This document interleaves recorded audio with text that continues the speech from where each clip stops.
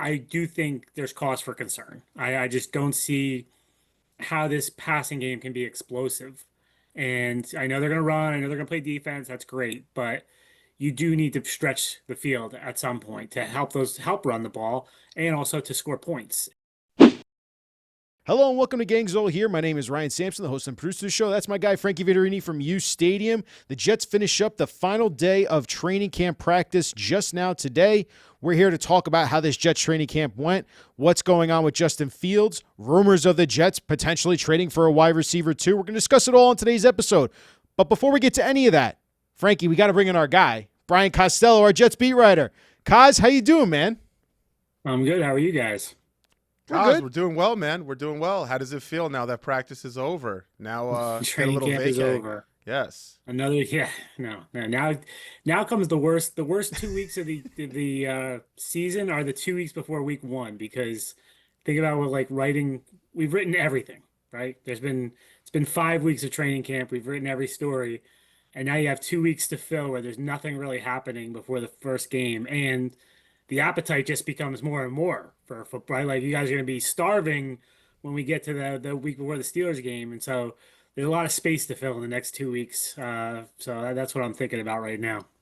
Yeah, it's definitely going to be the dead period before the season. A lot of hype, anticipation, and now this is right before the time, right, Kaz? 1 week from today, or actually yesterday, the Jets are going to be cutting down. Cuts. Cuts are going to be coming from the roster, so I'm sure we'll discuss that next week. But, I think we have to start with what you saw from Justin Fields in the last preseason game.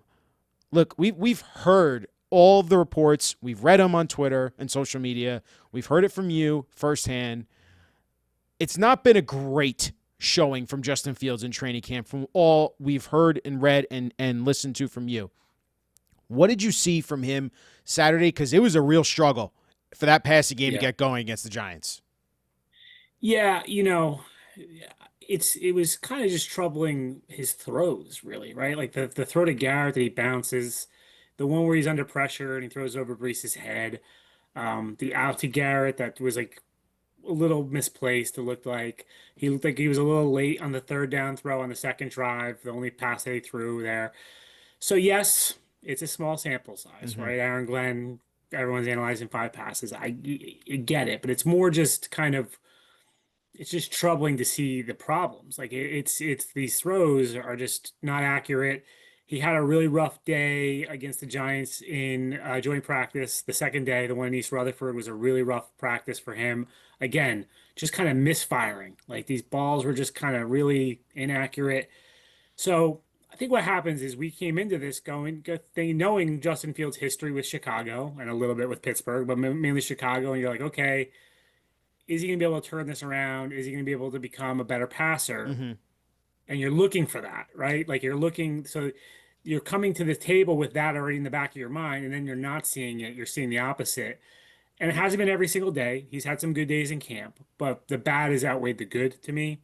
So yeah, I think I wrote it afterwards. I don't think you should be panicking right now, because preseason can lie. We know preseason can lie. Brownie Nagel went undefeated in the preseason one year, right? Christian Hackenberg marched the Jets down the field against the Giants in the preseason. You've seen this stuff, right? That before that, like, and then the season comes, it's meaningless. But I do think there's cause for concern. I just don't see how this passing game can be explosive. And I know they're going to run. I know they're going to play defense. That's great. But you do need to stretch the field at some point to help run the ball and also to score points. And I'm wondering, do the Jets think they can just run 12 and 14 play drives all the time and live like that? I don't know how they're going to. We haven't seen them stretch the field hardly at all during training camp, and we haven't seen it at all in the preseason. Yeah, and we also haven't seen Justin Fields complete a pass to a wide receiver yet. In preseason. Yeah. He hasn't. I mean, granted. He didn't complete one to Tyler Johnson in Green Bay? Don't believe so. I thought the first pass was to Tyler Johnson, right? I'll First double pass check of Yeah, on that pretty right sure. Yeah, Okay. the Green Bay had Tyler Johnson, but yeah, you're probably he hasn't completed any to Garrett Wilson, which Yeah, is kind of nothing been to a Garrett staggering thing. Yes, yeah, I think it was the first one in Green Bay was to Tyler Was it Johnson. Tyler and then he went Johnson? to Beck. I'm checking it right now. Okay. Maybe. I heard that somewhere, and I Yeah, picked up from it. But I'm pretty sure it was him. But yeah, but the Garrett Wilson part of it is pretty stunning. because we all were like, oh well, Ohio State, they're going to be, and they have in practice. They like he goes to him repeatedly in practice. Like there's some practices where you're like, man, should he be throwing to somebody else, or is this all going to be Garrett? But in the preseason games, we haven't seen it yet. The first pass was to Tyler Johnson Damn it. against Kaz was Packers. right. Kaz was right, as Kaz always. is always Kaz is always right. He's Mr. Fact Check, man. know, I he can never is. get one by this guy. Kaz, I want to hit you on this because, you just talked about they do need to have explosive plays. We heard Aaron Glenn yesterday after practice go back and forth, and this is, Yeah. I feel like, going to be a normal thing for Aaron Glenn with you guys in the media. You challenge him on saying, listen, you guys haven't thrown the ball downfield much in practice, and we haven't seen it at all in preseason. And then he pushes back on you guys with the Eagles that won the Super Bowl. Where were they in rushing? Where were they in passing? They were 29th. They were first in rushing. And it was a good back and forth. Do you understand where he's coming from at his standpoint, why he's defending you guys haven't seen the explosive plays in practice and preseason? Yeah, of course. I think he's trying to sell us, that this is going to work. But I mean, I think the Eagles were an outlier, right? And the Eagles were an incredibly efficient passing team when you look at it. Yes, passing yards per game, they were 29th. But you look at the other stats, they were a very efficient passing game. And you look at the other teams that are down at the bottom of the league in passing, and they were not good teams. So anyone who's watched football in the last 10 years knows it's a passing league. I don't think you can really argue that. Can you win other ways? Absolutely, you can. I just don't think the Jets have the same offensive line that the Eagles have. I don't think Jalen Hurts isn't here. I think he's a much better quarterback than Justin Fields.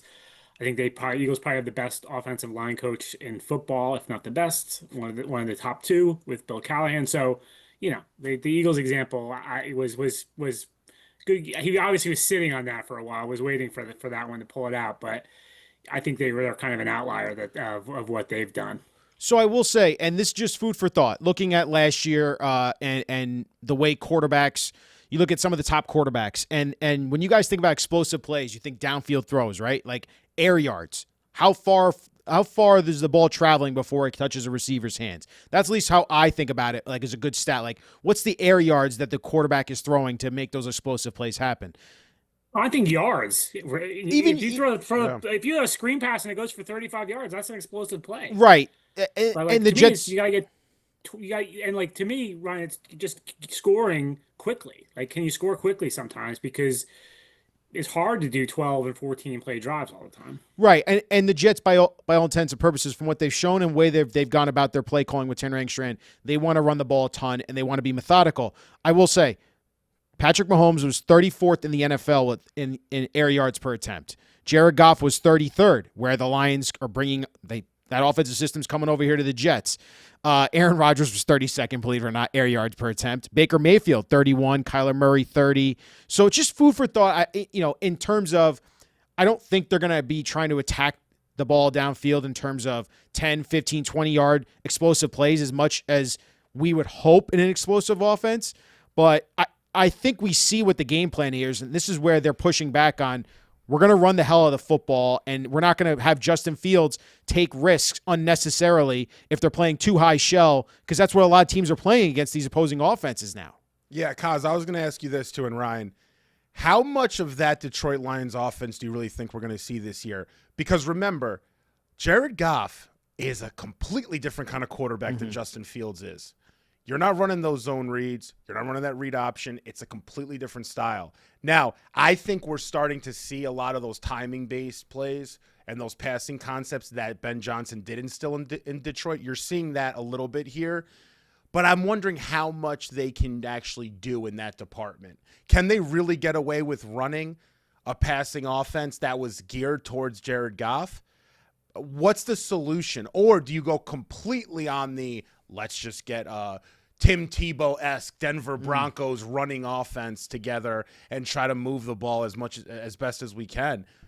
I don't know. That balance is going to be, I think, where we really see how successful this offense can be. Yeah, we won't know, Frankie, until we see it, right? Yeah. It's Pittsburgh, because that's the other part. They're not showing this. So, yeah, I agree with you, though. They can't go out and run the Jared Goff offense with Justin Fields. It's going to have to, and they're obviously going to adjust it. And we've seen glimpses of the zone read in practice and stuff like that. You don't do it a lot in practice, but we've seen glimpses of it.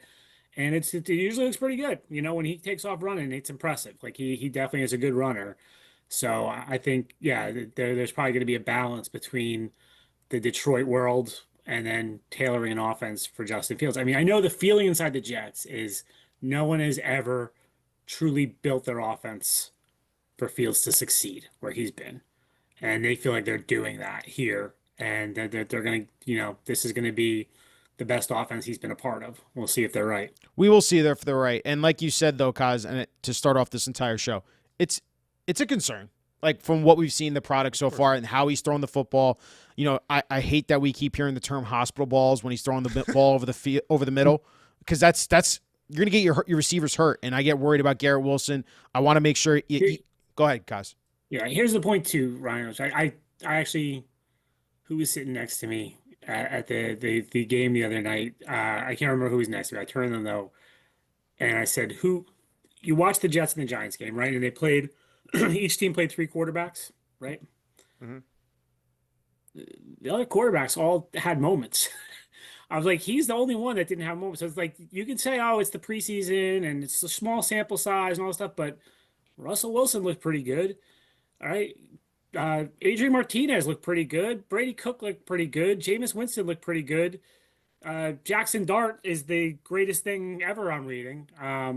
Tommy DeVito even had a highlight, right? So it's even more than six. So it's just like you just kind of just want to see a little bit more from him that you just haven't seen. And I get what they're like. Oh, I get the pushback on the preseason, and I agree with it to a point. It's just troubling that it's just you're left wanting a little bit more watching him. Yeah, and offensive coordinator Ten Hagstrom was asked today, why the Just Fields is not throwing the ball down the field. Fields said yesterday, I'm taking what the defenses are giving me, and if they're just giving me the underneath throws, then I'll just take them. Tanner said in his defense, if the defense is going to allow him to take a shot down the field, then he's going to take it. If they don't allow him, then he's going to check the ball down, and we're going to move on to the next play, and we're all good with that as an offense. So we see what the mentality here is, Kaz. Flip it over here. We're overanalyzing to an extent, right? Preseason and training camp and all of this every day, tracking how many throws, completions, what's happening on every single play.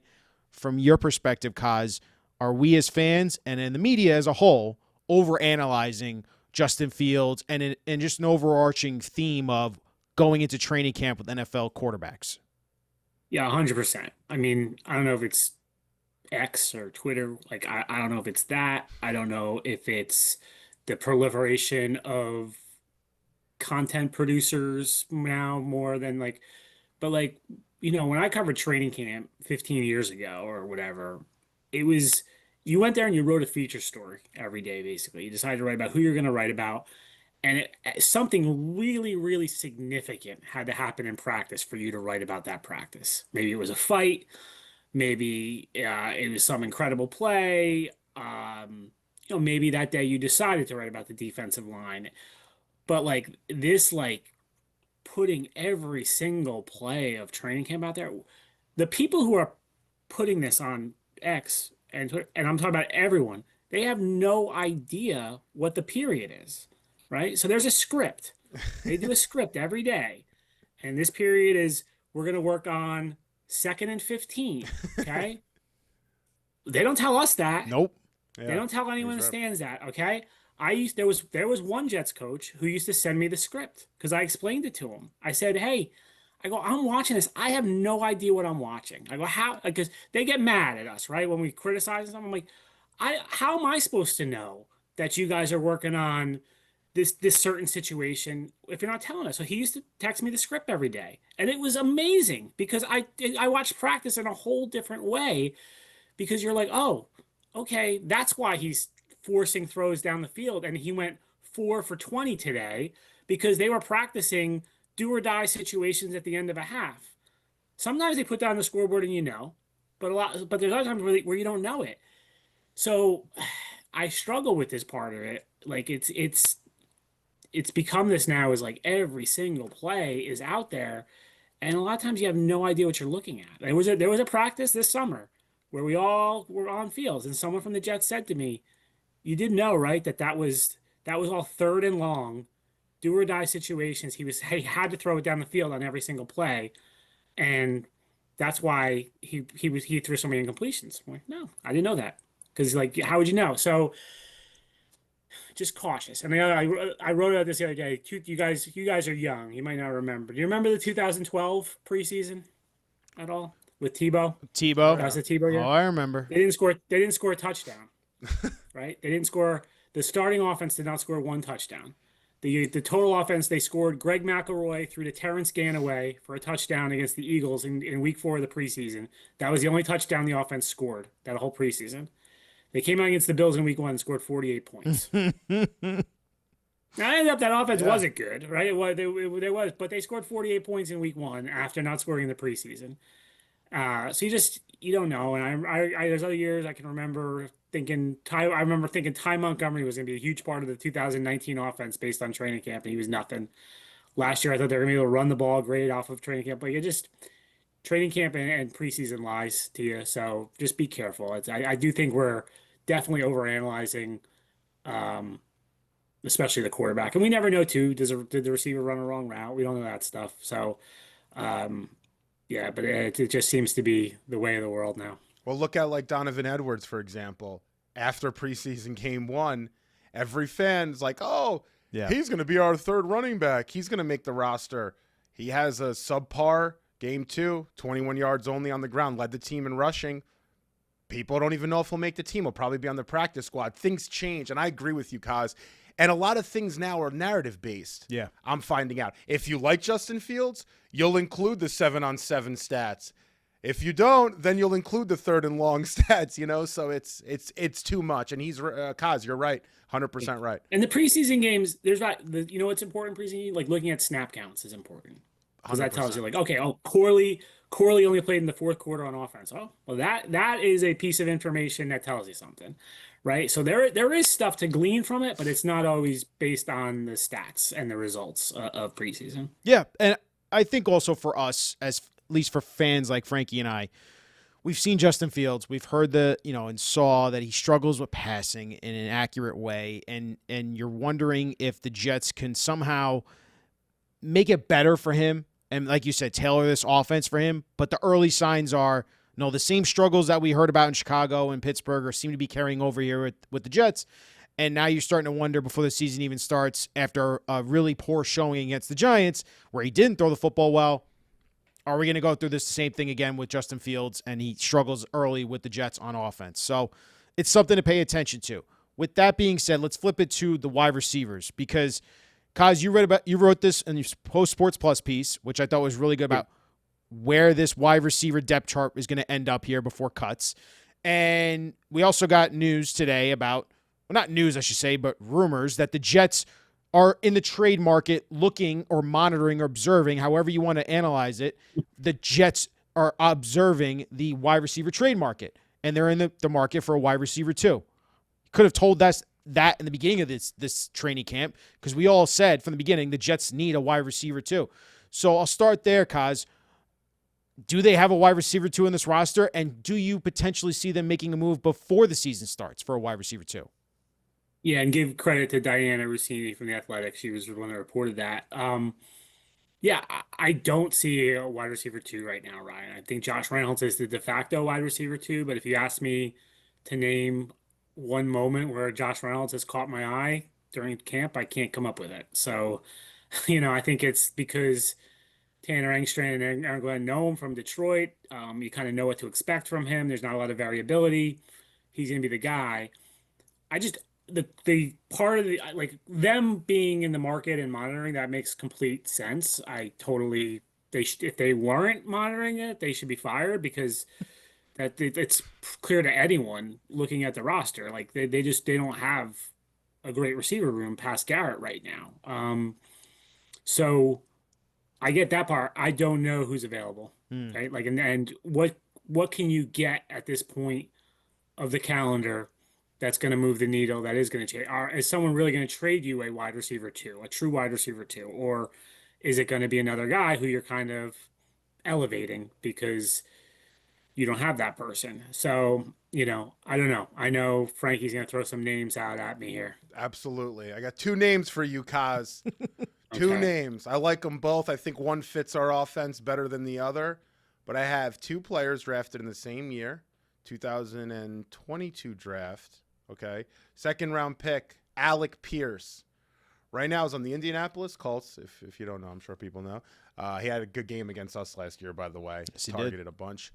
Yeah. Downfield guy. Good in space. Has he's a burner in a lot of ways. Yes. Fits, I think, what we kind of need because it seems like Garrett's going to be doing a lot of everything and mostly underneath, maybe giving Fields someone to go down the field. So I think he fits our offense or what they're trying to do with Fields best. The other name is the fourth rounder out of that draft, wide receiver, Romeo Doubs. So both of those guys are on their last year of their rookie deal. So it'll be interesting to see how that kind of shakes out. But there's So why would those teams trade them right now, Frankie? Would be my question. Dobbs, I would. And I'm saying I don't follow the Green Bay Packers and the Yeah. Indianapolis Yeah. Colts So closely. So Dobbs, I would say because, and this goes for the Colts too. Dobbs makes sense because they just drafted Matthew Golden in the first round, and I think they expect him to be their true number one wide receiver. They have Dontavian Right. Wicks. Wicks could be a trade target as well. He's in that middle of that depth chart. Jaden Reed. And they really like Jaden Reed over there from what we've seen in previous years. they have a lot of receivers. Right. Yeah. So they have a dearth of wide receivers here. So could that be a potential? Maybe. And then for Pierce, they really, I think the Colts really like Adonai Mitchell. They took a chance with him in the second round last year. He wants to move up, I think, as the number one wide receiver there. And they have Michael Pittman, who they invested a lot in as well. I think they gave him an extension, didn't they recently? If I'm not mistaken. But and they just named Daniel Jones their quarterback. So I don't know. Like that's why I think Frankie highlighted those two Josh names. Downs is good too there. And Josh Downs is also I really feel like good the there, guys. too. I feel like the guys who get traded right now at this time of year are guys who are going to get cut. Okay. Yeah, Those guys aren't going to get cut. No. So like the guy, like what you're talking about is more trade deadline ish things, and like back in like March, you trade that, like that kind of, or maybe right after the draft. If you draft someone, maybe you move on. So it could like yeah, and I think those guys make sense. I like both of those players, and I think they'd be an upgrade. If they are available, then the next question is at what cost, right? You're not giving up anything right now other than late day 3 draft picks for anybody. So that'd be the questions I would have. But yeah, I think it makes sense because to me, like doing my newsletter this week and actually I went player by player by player, right? And it hit me harder. I was like, wow, this is even worse than I thought. Because in my mind, I'm like, the guys who I've seen stuff from is obviously Garrett has had a great camp. Arian Smith has had a great camp, right? But I don't think he's ready for a major role yet. I think he's proven that he deserves a role, and I hope they figure out how to use him because he's got skills, but he's not a guy that you can play 60 plays a game yet. I think Brandon Smith has shown a lot in training camp. Another guy though who's he's a nice complementary piece. He's not the guy. Quentin Skinner has had a nice camp and made plays, but he's another guy, right? Those are the guys to me that have been like stood out to me. Josh Reynolds, Tyler Johnson, I just haven't seen that much from them. I think they're here because they're veterans and you know what to expect from them. And then Lazard's been hurt, so I'm anticipating them throwing him on IR short term. They changed the rules last year. You put 2 guys on short term IR now on Tuesday before the cuts. I would think he's one of those guys to figure out a way to make the roster gymnastics work. So yeah, so if someone's available, and if it's not trade, then I think you're talking about Tuesday. You're watching the waiver wire, who gets cut. Can they snag someone? But I'm very skeptical that it's anyone who could have an impact soon. If you're on the waiver wire. Kaz, do you think the Jets would even entertain the idea of trading for, like, let's say a Terry McLaurin who's out there in contract dispute? No. They just spent a lot of money on Garrett Wilson and Sauce Gardner, and Terry McLaurin's going to cost a lot of money. So I don't think the Commanders are going to trade him.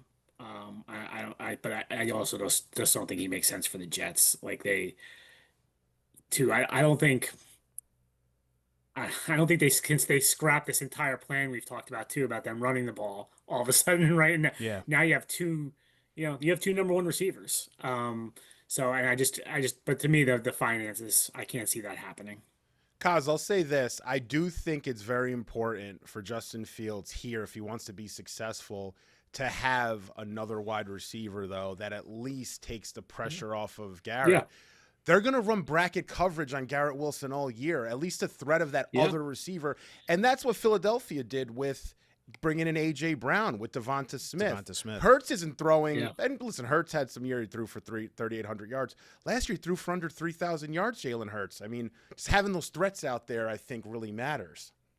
Yeah, I heard that it's not a passing league, Frankie, because of the Eagles. But yeah, I agree with you. And I think if this thing goes south and like we look at it and Fields does have a bad season, I don't think this is all on Justin Fields. I think you have to look at Aaron Glenn and Darren Muji and say, you didn't really help this guy succeed with that receiver room, And I'd have to really go back and look at all the moves and figure out like what they could have done better and who was out there in March or maybe, draft pick wise or, if there was one that makes this. I mean, Mason Taylor could be a wild card in all those two guys, right? If he has a really great rookie season and he has an impact, then you're talking about that takes some of the pressure off. Breece is another one. I think you're going to see Breece split out at wide receiver quite a bit. I would not be surprised if Breece is the number two leading receiver on this team behind Garrett. So I think you'll see a lot of that. So there are ways you can sort of hide not having that number two, but if it doesn't go well, I think that's something we're going to be talking about. Bottom line, Kaz, do the Jets need another receiver in this room right now? I say yes. I just don't know how you find it, Ryan. At this, like I'm if anyone who's followed me for a while, I'm always very skeptical about this time of year on the calendar because you're available for a reason at this time of year, and you better make sure you know why they're available right now. And sometimes a guy can shake free for a good reason, but Dalvin Cook. We were having this conversation about Dalvin Cook 2 years ago. And everyone was in love with Dalvin Cook. And I was like, well, why can you sign him on August 20th? And we saw. So you just it'd be careful this time of year. Yeah, it makes sense. And speaking of Breece Hall and second wide receiver on this team, Aaron Glenn had some interesting remarks after practice yesterday about Breece Hall and on this Jets team. Aaron, when you talk about the running game, we know what Breece can do, and he can be used a lot of ways. What have you seen from Braylon? And I think he might still be the youngest guy in the league. Like, do you ever think about that, what this guy could be? It's crazy. A grown man's 240 pounds. That's the youngest guy in the league. And I think he's shown exactly who he can be when it comes to the running game. I can't just say off the top of my head like how many yards he's average per play, but, I think it's up there for the most part. So, listen, we have, like, 3 good running backs, and I keep saying that. And, listen, they all have different skill sets that we're going to utilize. And that does not mean I'm trading Breece, okay? Does not. So I'm going to say that right now. I just like having 3 good guys. You good. Hell, I wish I had more.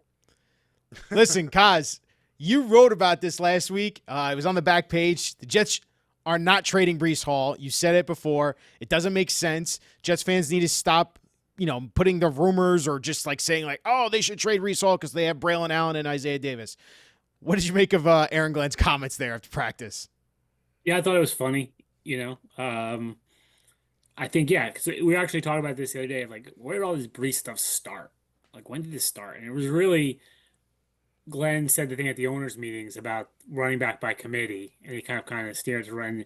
Some people took that and sort of extract, they sort of extracted from, oh, maybe they could trade him before the draft. And then I think there were reports at the draft that they were talk. So, yeah, it doesn't make sense to me to trade Breece right now. We can revisit it at the trade deadline if the Jets season is in the tank and they feel, that Glenn and Muji know that they're not going to pay Breece in the offseason or they don't want to attack him, like then trading him makes sense at that point. But right now, everything we talked about, they're going to run the ball. They need as many good backs as they can get in that room, like you said. So I think Breece is going to be a big part of this offense this year. Kaz, I have a little bit of trepidation thinking about Breece Hall catching the ball in this offense. Why? You said it early on in an earlier show. How many touchdowns does Justin Fields have to running backs? Oh, Numbers super, super low. It's a couple, not many. Does Justin Fields now, I think if it's schemed up right, I do think Breece Hall will be involved in this passing game. But I don't think he's getting 75, 80 receptions, doing some No. LaDainian Tomlinson kind of year here. And I think some Jet fans think that. I don't think Breece Hall, I'm going to give my opinion, I'm curious. I don't think Breece Hall is going to be the second leading receiver here. I think he will not have a great receiving year because of the quarterback. I just don't. I don't see it. He's not going to go through the reads that effectively. He's not Drew Brees or Brady dump-off guy.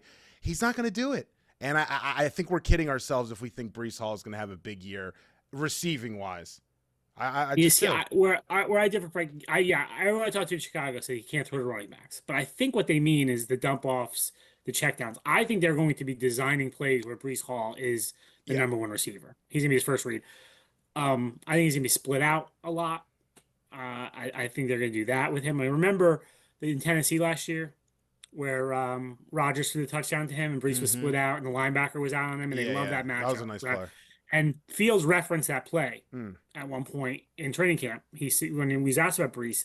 So I think you're going to see a lot of that. I think it's going to be design passes to Breece rather than the dump offs and like what you're talking about. I agree with you. I don't think he's going to be checking it down to the running back a lot. So, but I still think Breece. Does he get 75? Might be a lot. He did have 75 2 years ago. I mean, Breece is like the weird thing about this whole like conversation this summer about like, oh, they're going to use Breece as like receiver more. He was the number 2 receiver in 2023. I think he had 75 or 76. And then last year he was third behind Garrett and Devontae, and he had like 60 catches. So he has been a receiver already in his career. He's got you there, Frankie. The numbers also, Frankie, the passing numbers might not even be as high as we're used to seeing at all, you know? Yeah, So I mean, the passing numbers aren't that high to begin with. Like Garrett, is Garrett going to have 100 catches this year? I don't think so. Not if Fields is a starter for all the games this year. Right. The year Fields did have with DJ Moore, though, was a big year for him. I know. It's very weird to see the passing yardage that Fields had and how literally 70% of that went to DJ Moore. It's very interesting. Right, but I would ask this to Kaz and both and you as well. Do you think the Jets are going to have 30 pass attempts in each game? No, and if they do, it's going to be dispersed. You're going to see them getting tight ends involved. You're going to see them getting, like Kaz is saying, running backs involved. But I know that Tanner Engstrand wants to have Fields dominate across the middle. He wants him to own the middle of the field, and they're going to do a lot of pre-snap motion and a lot of misdirection to get that middle of the field open. I just don't think Breece is going to be schemed up that much in that department. I think they're going to try to get him out on screens in the flats. Yeah, they're going to have a running back wheel route like we were just talking about, or have him lined up outside. I don't know if Fields is going to be able to effectively do it. I think it'll happen. Kaz, you were right, 76 catches Breece had that year, almost 600 yards receiving. And that's, remember, right. That's with Zach Wilson. Yeah. That's with Zach Wilson and company, right? Yeah, 95 targets he had, which is a nice chunk. Yeah. We'll see. Kaz, do you think they finished with 30 pass attempts per game? Depends on how much they're losing, Ryan. Right? That's the question. I mean, like, it's the truth, right? Like, it's what I've seen through the years. I don't feel like there's been many years where I've got into a Jet season where I thought they wanted to throw the ball a lot, right? With Rodgers, yes, but you know, with the young Zach Wilson, they weren't looking to throw the ball, and with Sam Darnold, they weren't really looking to throw the ball, and so, but it always ends up happening because when you're losing in the second quarter, you end up throwing a ton. So. It could happen, you know, depending on the scores, right? Yeah, it depends also how stubborn they are to establish that run. I mean, 3rd and 8, you're running a handoff to Braylon Allen. Play. I love that play. I like that play. Yeah, I do too. And I think that was the Giants. Like they were doing the thing with Abdul Carter in the middle and stuff, and I think that opened that up. I thought that was a nice play. I think they had that in their back pocket after the joint practices and called it, but. Yeah, I like that 3rd and 8 play. And the Jets haven't run out the read option yet in preseason games, at least from what I've seen. Like they haven't used it as like part of their focal. Yeah, they haven't done offense. it in the preseason. They're Fields holding. hasn't also kept it. Fields has done it, but never really kept it. I know, but I'm saying like they're going to, like they're actually going to establish and tell Fields like, if you want to pull it down in an actual game, week 1, It would They not haven't shock in me preseason done if that, he though. does You're it a right. bunch in week Yeah, they've one. done that in camp. We've seen that into camp practices, Yeah. more. But yeah, they haven't done the preseason games. Kaz, let's wrap this up. There's one position group we have not mentioned much, if at all, this whole training camp. It feels like we've had brief discussions just because of injuries and just the lack of depth, but the Jets got two key pieces back on the defensive line this week with Quinnen Williams and Jermaine Johnson returning to practice. What did you see from those guys this week, and what are you making overall for this season? What are you predicting for them? Yeah, I think the defensive line is going to be tough, right? In the pass game. I'm not sure about the run game, but the pass game, I mean, Jermaine looked like a man on a mission Tuesday. It was his first practice, his first team drills. He was in the backfield all day long. Was really giving the. I felt bad for the tackles because, like, you're looking at Olu and Membu, and you're like, this is their like fifth week of training, right? So how many practices have they been through? It's been hot, not this week, but it's been hot a lot. Like they're just like seeing the finish line, right? Like, oh my God, we're almost there. And then you got this guy who rolls out of the locker room who hasn't been able to hit anyone in 11 months and is a beast. Looks like the and ultimate just is warrior. right, and is coming out there and just wearing you out because he's so excited to be out there. So I think him and then Will's been in and out. He's at the back and a knee. He was out there. The two of them were basically meeting at the quarterback the other day, and Quinnen's been out with the calf. So I think we haven't seen this defensive line together very much. And it was impressive watching the three of them together. Now, I don't know who the fourth guy is going to be. Like, Cowart was the guy. He hurt his ankle. He's still not out there.